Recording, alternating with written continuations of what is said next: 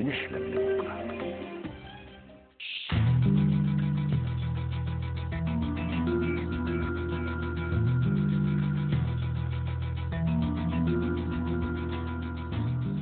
مليون وحدة دم يحتاجها المصريون سنويا، ولكن الذي يتوفر هو ما يقرب من نصف هذه الكمية، على الرغم من أن حياة الكثيرين من المرضى والمصابين وأصحاب بعض الأمراض المزمنة قد تتعلق بنقطة دم. بنتي تعبانة وعايزة دم صفيحي على طول، بتنزف من بقها ومش لاقية وما معيش فلوس اشتريه خالص. كل شهر تعملي حسابك في 300 جنيه، ده اذا لقيتيه كمان، يعني حتى لو لقيته كده يبوظ مني في الطريق، فبضطر اجيب كولمان وفي تلج والكلام دوت، وبس يا رب نلاقيه. مش لاقي نادرة 3 ايام مش لاقي دم، وصفوا لنا هنا المستشفى، جينا نشتريها ولسه ما نعرفش هنشتريه ولا مش هنلاقيه. لفينا دلوقتي في القليوبيه كلها ما لقيناش دم، جاي من بنها. دخلنا المركز في الاول هنا قالوا لا ده اتباع. بنصرف حوالي يعني 150 وحده دم، ده غير استوكات المستشفيات بقى، التامين الصحي والمستشفيات الحكوميه. عندي بنت في تغسل كلى في مستشفى التامين الصحي بالفيوم، حاليا بقالي اكتر من 20 يوم بلف على الفصيله ديت فمش لاقيها. كم فصيلة نادرة كده هي دي اللي بتبقى مش متواجدة بصفة كبيرة، بس هي علشان قلة وعلشان الناس مش بتتبرع بصفة منتظمة، فده اللي بيؤدي إلى النقص ده. يوجد أكثر من 300 بنك دم في مصر غير البنوك الخاصة، ولكنها لا تكفي حاجة المصريين، لذا يلجأ المقربون من المريض للتبرع ليسدوا حاجتهم للدم. معايا حالة في حالة ولادة وإن شاء الله يعني لو احتاج الدم فأنا متبرع عشان لو احتاجت يبقى جاهز. يعني مرضى انيميا البحر المتوسط او مرضى الاورام ومرضى الفشل الكلوي بيحتاجوا نقل دم منتظم لفترات طويلة جدا، بعضهم زي مرضى انيميا البحر المتوسط مدى الحياة. دول ما ينفعش ان حد من قرايبهم يتبرعوا لهم، هي المشكلة ان ثقافة التبرع السائدة في مصر هي ثقافة التبرع العائلي. احتجت 6 أكياس دم في العمليات، أهلي برعوا والدنيا ادالهم. والحاجة إلى كميات من الدم تدفع العاملين بوزارة الصحة للنزول إلى الشوارع والميادين لحث الناس على التبرع، ولكن هل ينجحوا في إقناعهم؟ ردود افعال مش ظريفه واهانات متكرره لينا في الشارع، كل ده يعني بيعمل لنا احباط، وتعليلاتهم ان هو الدم ده انتوا بتاخدوه بتبيعوه. بحس ان الناس دي بتاخد مثلا الدم توديه لمستشفيات خاصه بيتباع. بخاف اتبرع بالدم، يعني في بتوع الشارع دول بحس ان هم بياخدوا الدم بيبيعوه لبره او بيبيعوه بالكيس ب 200 جنيه او 150. تكلفة كيس الدم غالية جدا، بتصل إلى 500 جنيه، ولكن السعر اللي الحكومة دعمه هو 90 جنيه. كيس الدم علشان أخده من المتبرع بعد كده بيدخل في أجهزة سوفيستيكيتد ومعقدة جدا لفصله إلى مشتقات علشان في النهاية يخرج كيس الدم آمن وفعال. 250 إلى 300 ألف متبرع سنويا، ولكن سد العجز في كميات الدم يحتاج إلى أكثر من 400 ألف متبرع، وحتى نصل إلى هذا الرقم ما زالت حياة الكثيرين تتعلق بنقطة دم.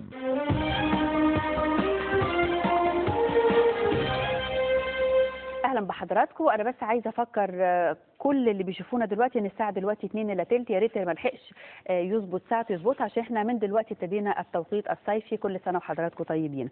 طبعا احنا شفنا التقرير اللي شفناه دلوقتي، وطبعا يعني احنا في الحقيقه بالاضافه للتقرير كلنا عارفين انه في مشكله كبيره في مصر هي نقص اكياس الدم، على فكره مش بس في المستشفيات العام لكن ايضا في المستشفيات القطاع الخاص، لسبب بسيط جدا ان احتياجنا لاكياس الدم بقى كتير قوي عن اللي موجود بالفعل. يعني عندنا فجوه كبيره. جت منين دي؟ جت لان احنا كشعب مصري ما عندناش ثقافه التبرع بالدم. ليه ما عندناش كده؟ احنا هنحاول ليه ما عندناش الثقافه دي بالتحديد؟ هنحاول يعني ده سؤال هنحاول نطرحه، ويا ريت حضراتكم دلوقتي تشاركوني.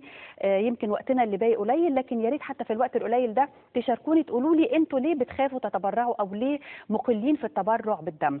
اسمحوا لي ان انا ارحب بضيوفي اللي مشرفيني، لان هم عاملين حاجه جميله جدا حقيقي، عاملين حاجه كده اسمها ينابيع الحياه. هدفها ان هم عايزين يكملوا 1,000,000 كيس دم. اعتقد ان ده يعني حاجه لو تمت هتبقى حاجه جميله وليهم كل التحيه. انا مش عايزه اتكلم كتير، انا عايزاهم هم اللي يحكوا عليها. اسمحوا لي ان انا ارحب بضيوفي الكرام. معانا عماد انور رئيس حمله ينابيع الحياه، اهلا بيك يا عماد. معانا فادي داغر المتحدث باسم حمله ينابيع الحياه، اهلا بيك يا فادي. بعد الدكتور باسم السواح وهو المستشار الطبي لحمله ينابيع الحياه، اهلا بحضراتكم. عماد، انت رئيس الحمله، الفكره جات لك انت الاول؟ ازاي جات لك؟ هل لان انت شخصيا او حد من اصدقائك قرايبك اتحط في موقف انه كان محتاج دم وما لحقتوش؟ بص، في الاول انا منطقه سكني جنب احد بنوك الدم دي. ايوه. فانا داخل وانا خارج وانا رايح وانا جاي بشوف كميه الناس اللي عند بنك الدم، بتشوف فيها الشقاء في الوصول لنقطه الدم دي بالذات في العلاج بتاعهم. طب وفي يعني عمليه العمل التطوعي بالنسبه لنا جزء منها التبرع بالدم. ايوه. لما ابتديت افكر في دي سالت نفسي انا الاول، طب احنا ليه مش بنتبرع؟ لان اتاثرنا بشكل الناس اللي ما قدرتش توصل لده وحصل لهم لا قدر الله حاله وفاه مثلا او عجز معين. ابتديت في الاول الجا للقطاعات المتخصصه في ده، اسال ايه المشكله في ده؟ ليه احنا مش بنتبرع اساسا؟ ليه بيلاقوا المشاكل بتاعتهم؟ كان لازم يبقى في مرجعيه متمركزه في دي. رجعنا لخدمات النقل الدم القوميه التابعه لوزاره الصحه عشان اسال المتخصصين ايه يعني ممكن احنا كشباب نساعد في ايه من خلال اشغالنا، مش خلال الجروبات اللي في الجامعه، من خلال ان احنا نقول لبعض. خدنا المعلومات الكافيه لده، وكان منها اسئله كثيره، منها موضوع ان هو الناس فاهمه ان هو بيتباع، الناس فاهمه ان في تلوث او خايفه من المرض معين. مفيش وعي للثقافه دي بالذات عند الشباب، واحنا اكبر شريحه من دي. ابتدينا نتكلم معاهم، وكان خدمنا الدم القوميه فتح لنا يعني فتح دراعاتنا ليهم كلها. طلعنا في كل القطاعات، طلعنا في اقسامهم، طلعنا في حملات الدم بتاعتهم نشوف الناس في الشارع ليه ما بتتبرعش، عشان نوصل ازاي نقدر نحفزهم ان هم يتبرعوا. جميل. من هنا ابتدى يحصل ترابط ما بيننا وما بين المجلس المصري للاطباء اللي برئاسه الدكتور باسم، عشان يبقى في تواصل طبي متخصص قوي، وما يجهدش معانا خدمات نقل الدم القوميه كمان، لان هم بيتواجدوا معانا وليهم شغلهم الطبيعي اللي هم بيعملوه، فيبقى في تواصل ما بين اكثر من جهه. جميل. فادي، يعني انت لبناني بس مقيم في مصر.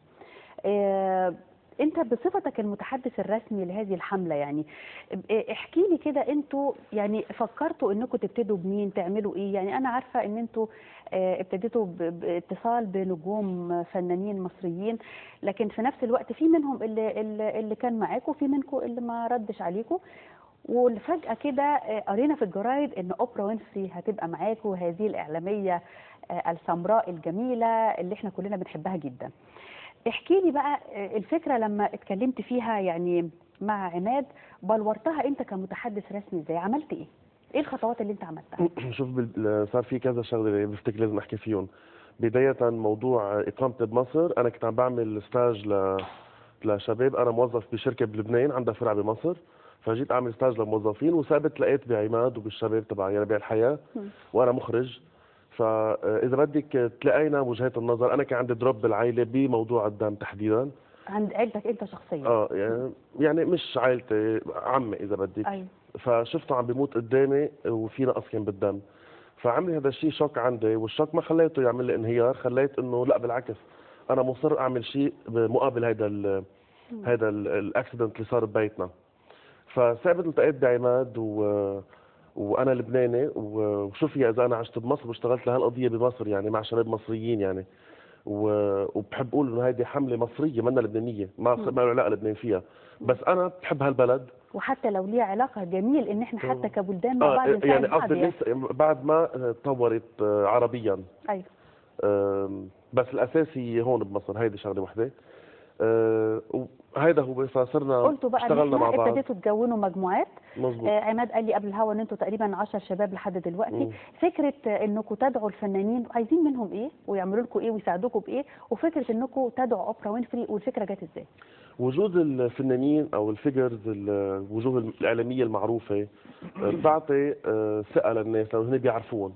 انا وعماد ما بيعرفونا العالم بالشكل، يعني حتى اسمنا هلا يمكن بلش شوي ينطرح بالسوق الاعلامي يعني. بس لما بيكون معك فنانه مثلا مثل منى زكي، تكون سفيره للحمله، وجه مشرف لبلدها، بتدي ثقه ليكوا عند طبعا، فنانه سيرتها ذاتيه فنيا وعلى المستوى الشخصي. بس استاذنك، احنا شايفين دلوقتي جزء من الحمله، واضح ان انتوا ابتديتوا وانتوا بتتكلموا مع منى زكي، او هي بتقول خطتها معاكم. ده حصل كده فعلا؟ هذا يوم اطلاق الحمله وتعيين الفنانه منى زكي سفيره الحمله رسميا. ايوه اتفضل. كان ب 57 مستشفى سرطان الاطفال. ايوه. فلما بيكون في عندك هيك فنان كل العالم بتقدره وبتحترمه ووجه مشرف لمصر، فهذا الشيء بيعطي ثقه بالحمله، وخاصه لما الفنانه بتكون مصره انه هي اللي تشتغل، مش تكون بس صوره اعلانيه. الفنانه منى زكي هي بتشارك معنا بالندوات، بتروح على الجامعات معنا، بتشاركنا بالحملات، بالحفلات، بالجامعات، بكل شيء بنعمله هي بتكون مشاركه فيه. موضوع اوبرا